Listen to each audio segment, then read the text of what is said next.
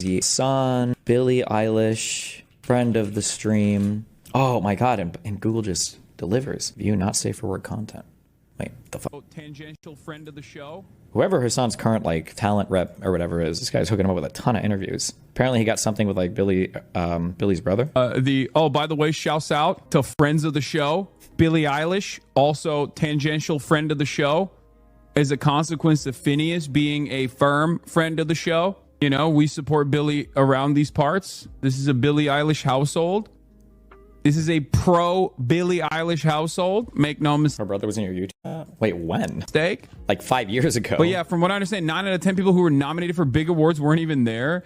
And I don't even know what's happening. I don't know what's going on with that. Like, people just don't for the award shows anymore. Is that what it is? But yeah, that's a bit of a stretch. Come on, bud. Wait, what's a stretch? I don't think that's that much of a stretch. Is that a stretch? I feel like that's not a stretch. Name one song, chat. Don't ask me that. You know, gun to my head. It killed me. I don't. Why is Hassan such a celebrity cum guzzler? Because he is the quintessential like frat boy. Like wants to be with celebrities. Wants to be at Met Galas. Wants to be with fame. Like he's like the fame and she's like it's what he lives for. But well, second or at least rivaling his political ideology though, because it seems like he's made sacrifices for his political ideology as well, which is weird given how politically inactivated he is. But I don't know. I don't know. It's strange to me. I listen to no music. That's a mega red flag, by the way. Whenever people say they don't listen to music, that's always the weirdest thing. Can you name one Billie Eilish song at least? Melina used to listen to Billie. There's some song where the music video is like her driving underwater with her brother in the car. I probably couldn't anymore, actually. I don't think I could. You used to have one on your playlist. Yeah, I know, but it's been a long time. I'm just saying, I still support. I support musicians. I support the process of music. What does that even mean? What? I support musicians. I support the process of music being made and also people listening to it. Why does he sound like an AI? Anyway, it's just funny that I guess his talent rep got him like some meeting with Phineas, and he's like, "Oh yeah, we all support Billie Eilish as well. Definitely a friend of the stream." And then, goat streamer. You said this is your little vibe, right? I know of some, but I don't know what's good or bad about any of them. Yeah. All I can think is one. All right. Yeah. You got a monopoly, my boy. You got a Goat. monopoly. I mean, he's huge, so. Oh, don't look at me like that. In one of the stranger intersections between political commentary and celebrity culture, Destiny reacted to a clip of Hasanabi showering praise on Billie Eilish and her brother Phineas. What might have seemed like a harmless aside quickly spiraled into a takedown that exposed Hassan's obsession with clout, fame, and the endless chase to attach himself to cultural relevance. For Destiny, this wasn't just about Hassan offering support for a pop star. It was about the image Hassan cultivates, the way he tries to present himself as close to celebrity circles, and the hollowness beneath the performance. Hassan framed his commentary as if Billie and her brother were somehow adjacent to his world, almost as if proximity to Phineas through professional connections meant he could claim Billie herself as part of the community. This wasn't just a casual endorsement of her music, it was phrased in a way that suggested an imagined closeness, as though Hassan himself was the gateway between the insular world of Twitch politics and mainstream celebrity culture. Destiny immediately honed in on this, mocking the way Hassan tries to fold celebrity names into his orbit for credibility.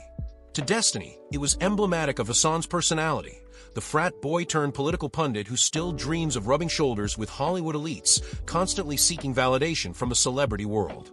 What Destiny highlighted was the transparent attempt at clout chasing. Hassan wasn't praising Billie because of genuine interest in her art. By his own admission, he could barely name a song.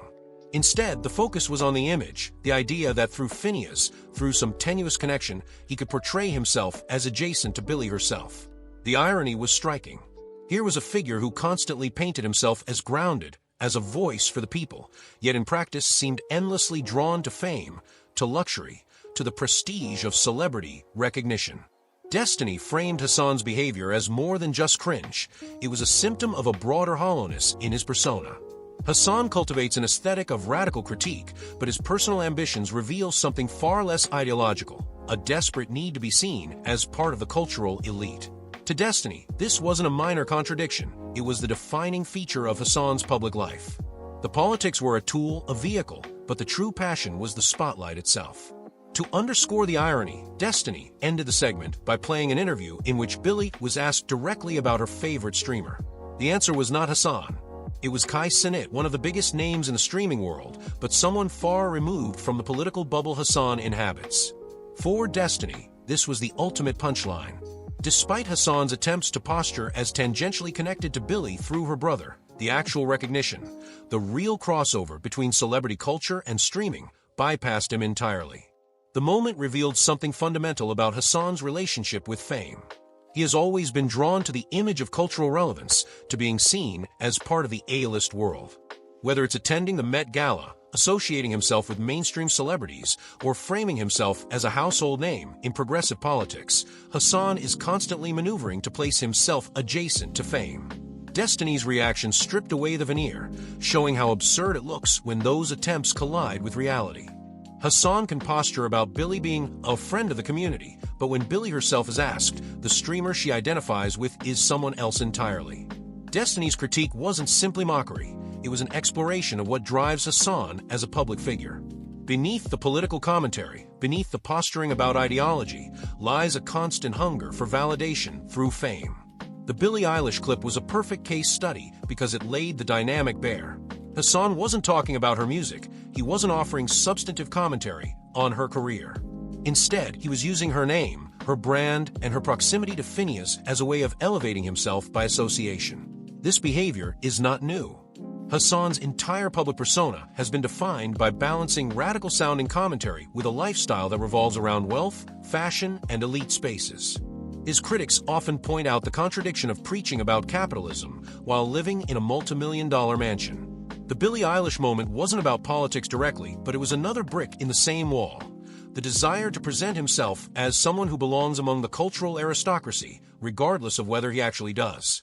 Destiny's mocking tone carried another implication as well, that Hassan's obsession with clout isn't just embarrassing, it makes him predictable.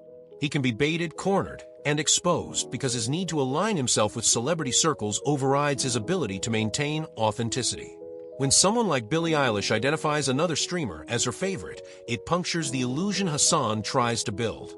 No matter how many times he insists that celebrities are friends of the community, the reality will surface eventually, and it rarely matches the image he wants to project. At the same time, the choice of Kai Cenat as Billie's favorite was telling in its own right.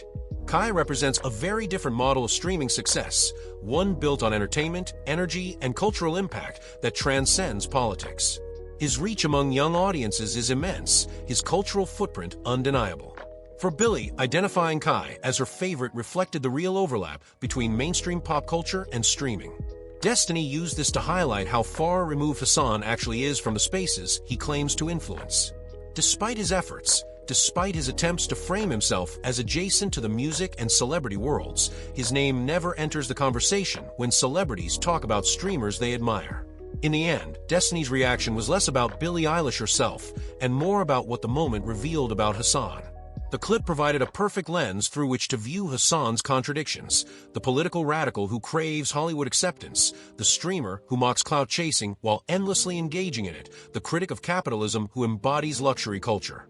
Destiny's mockery worked not because it was petty, but because it struck at the truth. Hassan's image is carefully curated, but it is also fragile, constantly vulnerable to being punctured by reality.